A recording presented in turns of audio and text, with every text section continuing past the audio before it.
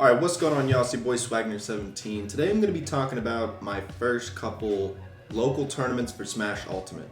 By the way, the game footage, this is from online games, because I didn't really get to play on the stream setup that was at the tournament. But anyways, the past week I attended my first and second tournament for Smash Ultimate, and, it went as expected. I got freaking bodied. But, one encouraging factor was that after playing and losing to my opponents, I realized, they're not much better than me. I just played really poorly. So, there's no excuses. I just gotta play better while under pressure.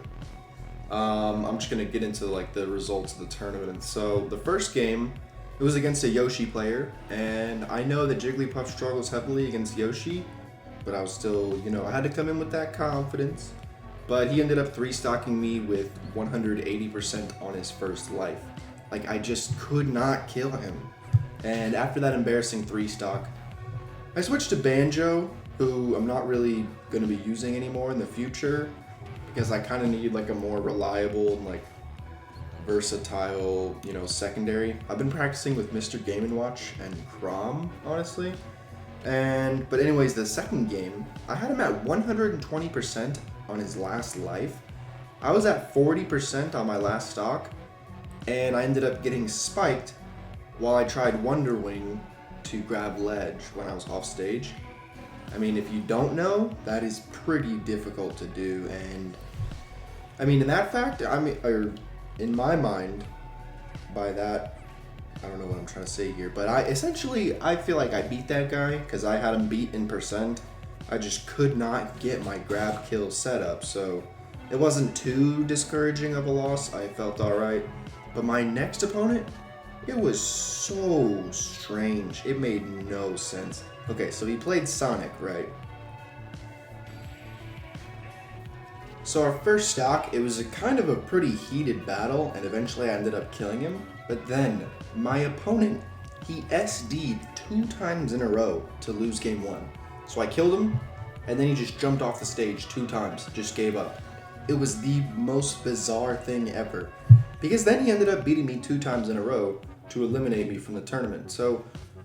And then both of my opponents, when they went on to lose to the next player they faced, and they got eliminated as well. So I realized they weren't incredibly good, which also made me feel kind of bad, because I would probably not have had a chance against the people that came up next if I couldn't even clutch out the win against these guys. So, I walked away feeling, okay to get that first tournament over with, but it can be pretty nerve-wracking, honestly, for your first time. But last night was actually my second tournament, and it actually was a paid entry tourney at Buffalo Wild Wings. It was actually pretty awesome, but the results were essentially the same. So my first opponent, he used Mr. Game & Watch, and he 3-stocked me with ease 2 times in a row.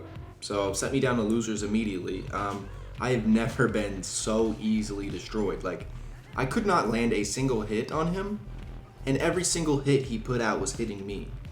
That's a little bit of an exaggeration, but it's all he did was just have the most perfect shields, then up B out of shield, hit me with aerials, had the most insane edge guard ever, that.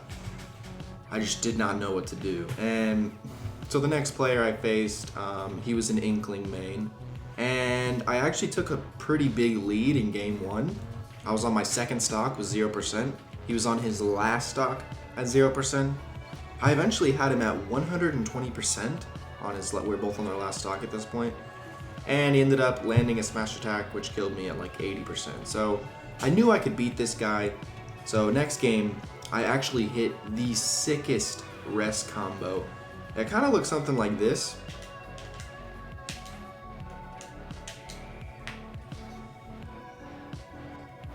And a few people, they honestly got pretty hype. And my opponent who's sitting next to me, he was like, what the heck?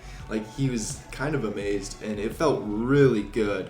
But ultimately, he ended up beating me. I was pretty unclutch, losing a last stock, high percentage battle. So I was eliminated. I stuck around to watch the others finish. And this is the craziest part, right?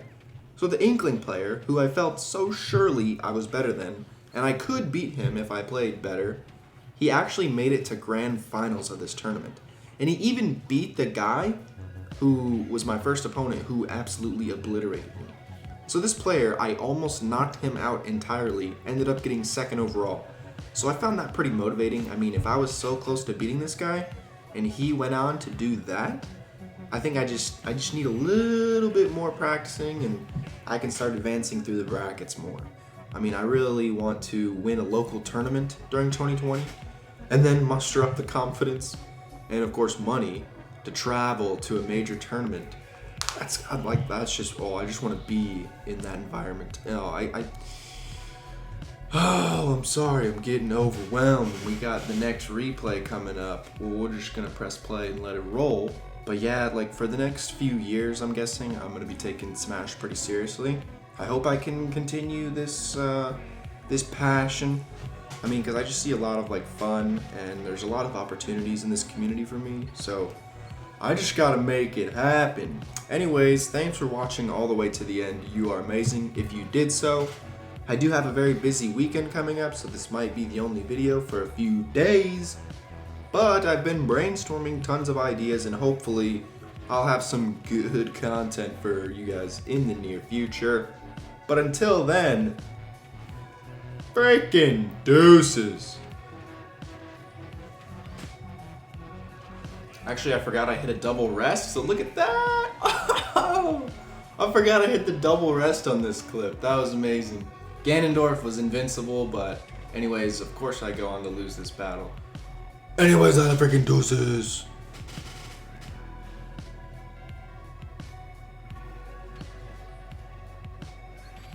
Why were you still watching? I did not want you to see me lose, bro. Okay, now for real. Freaking deuces!